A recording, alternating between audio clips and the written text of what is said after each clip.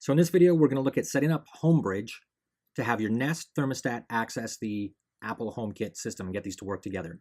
So the easiest way to explain this is the motto on their website, which is HomeBridge is HomeKit for the impatient. So what it does is it allows us to take a device like the Nest thermostat and then use the HomeBridge component to be able to translate between Nest and HomeKit. So this is definitely an advanced topic. I've been asked a few questions on it, so I wanted to put this tutorial together. Hopefully you guys will be able to make it through this, but realize this is advanced stuff, and if you don't have a bit of a programming background, you may struggle a lot. So I'll put this in the notes below, but also for resources, make sure to check out the 2 GitHub links for the HomeBridge base project, as well as the Nest specific adapter or driver. And with that, let's get into it.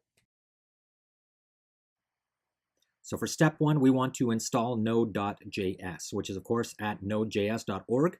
You go there and you should be able to get this for your platform.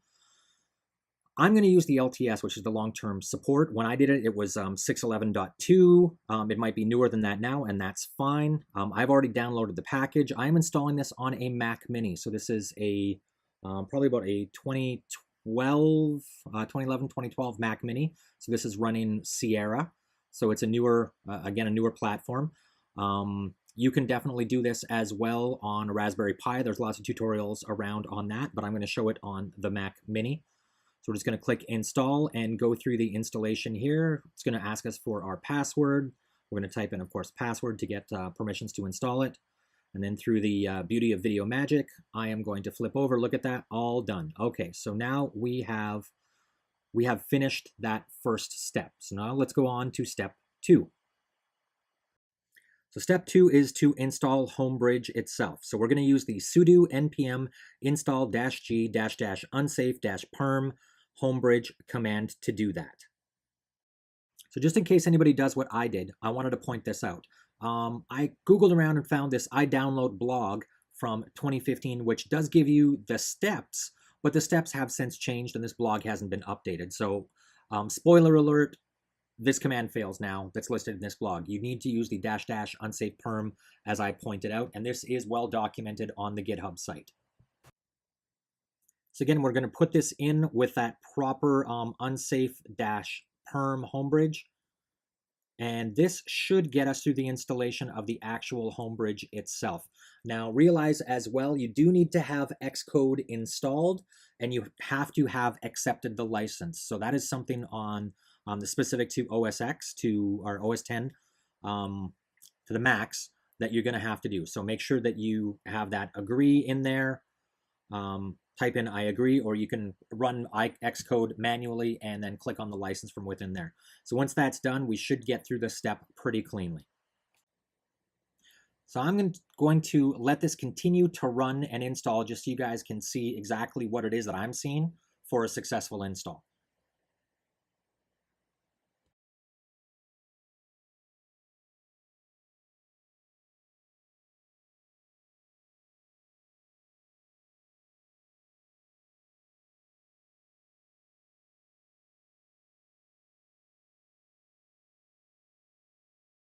Now that the HomeBridge application itself has been installed, we can install our first plugin, which is going to be for Nest.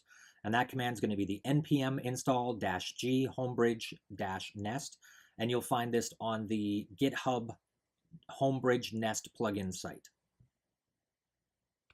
So we're just going to copy and paste that command, go back to our terminal window, paste it into the terminal window, and then go through the install process, which I will save you the pain through video magic.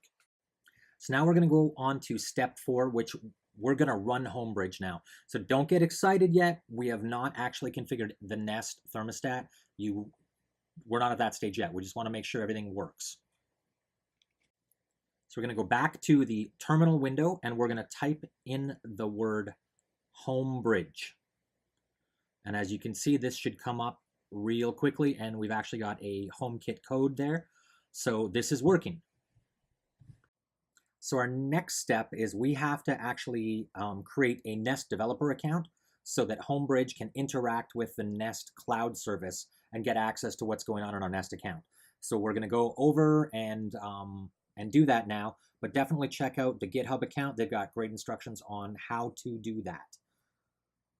So how to set up your new API? Really simple. We go to the Nest, developer.nest.com. You sign in with your regular account. This is your Nest account. Use your normal account to sign in. Fill in all your info for step 1. Step 2, fill in exactly what's written on the screen here. Don't even worry about anything else. Just agree to the terms and submit. You can read those if you want to. There are no firstborn child clauses or anything like that. Get all the descriptions in there. So the permissions that you're going to need, if you've only got the thermostat, you need the read-write V4 or higher. If you want to set away, read-write or V2. And if you have a Nest Protect, this is actually kind of handy. This will expose the Nest Protect as a CO2 and a smoke sensor within HomeKit. If you've got a camera, then you'll get motion detectors out of that as well. As soon as you've created that, you should get a product ID, product secret, client secret, and an authorization URL. So I will show you what that looks like on my Nest dev account, but it should be pretty obvious on how this goes in. And all of these things map directly to what is going to go in your config.json file, which we're going to set up in the next step. So we're not going to worry about step 14 here because this is actually what we're going to do after we've got everything else working. So we're going to flip over and look at the Nest developer dashboard here, and you can see that I've got one product set up, which is just the HomeBridge. One of the things that the instructions aren't so clear on is this has to have a unique name for everybody. So I just put Netman Chris, my Twitter handle, in front of HomeBridge. You can see here we've got my permissions. We don't have to worry about platforms, localizations, review. You can pause this at any time if you want to see what's going on there. In the overview section here, the only thing we're going to worry about at all is in the OAuth token. So we're going to need this data. We need these things, which are unique, and that's why I've got them blanked out. This is going to be required to generate your auth token, which is how your HomeBridge is going to authenticate to Nest and then talk back and forth between your Apple HomeKit. So we're getting close to the end here. We're now going to create our config.json, which is the config file, which tells HomeBridge what to actually do. The easiest way to get this right is just to go to the link here, which is on the HomeBridge GitHub, and just grab the config-sample.json and use that to start.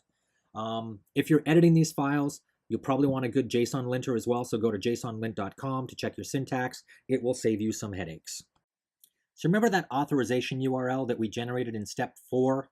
Well, we're going to take that, copy and paste that into our browser, and then that's going to take us to this works with Nest, and we're going to grab the pin number here because we need that for the config.json file.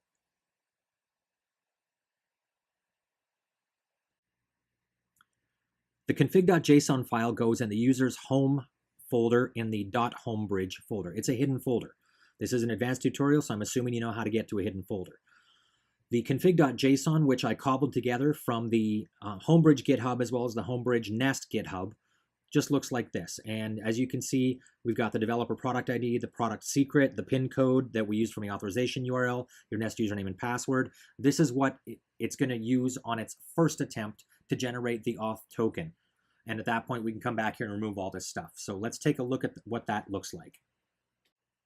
So we're going to go back into our terminal window here, and we're going to run the HomeBridge command. And this might take a little bit to run the initial setup and go through that. And this is actually going to also generate a auth token that this is going to be the authentication between HomeBridge and Nest from here on in. So we're going to copy this and go back over into our config.json file, and we're going to create that token key in here.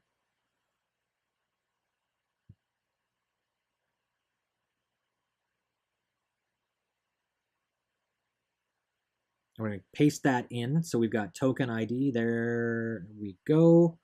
Again, go to the GitHub, take a look at that if you don't understand the syntax here. So if you read through the docs, you will have seen that once we've got the token, we don't need to, the client ID, username, and password, all that stuff can be removed. We're not going to do that quite yet. We're going to test this and take these out step by step.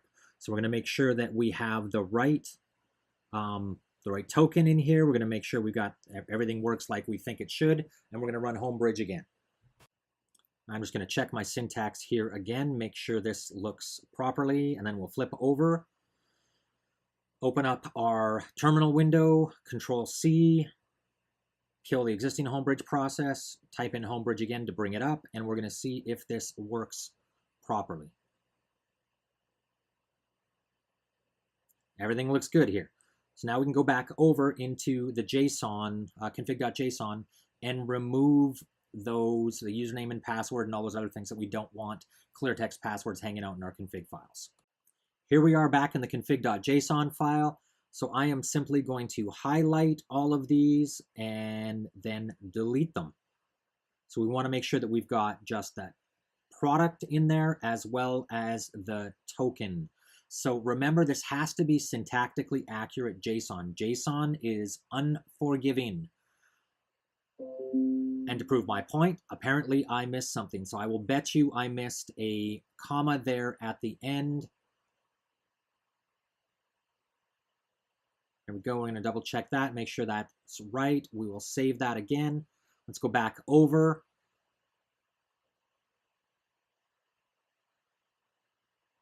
And it looks like we have successfully connected Nest to Apple HomeKit. So let's go over to HomeKit app and take a look at what we see now.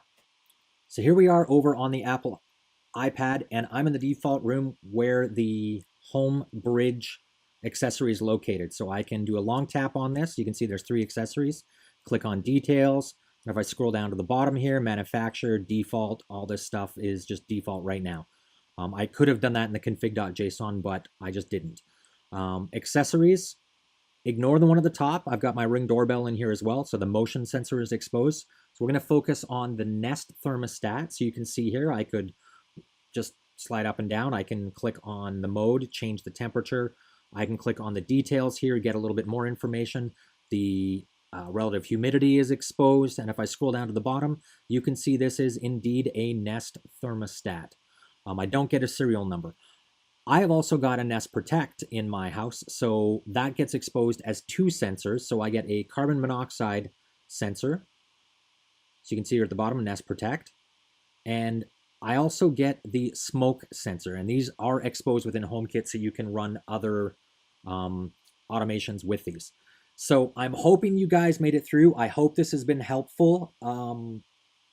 This is a lot to take on, especially if you are not have some coding experience, familiar with GitHub, Stack Overflow, these kinds of things. So I hope you've made it through. Good luck, and please post in the comments if there's something I've missed. It's a long video.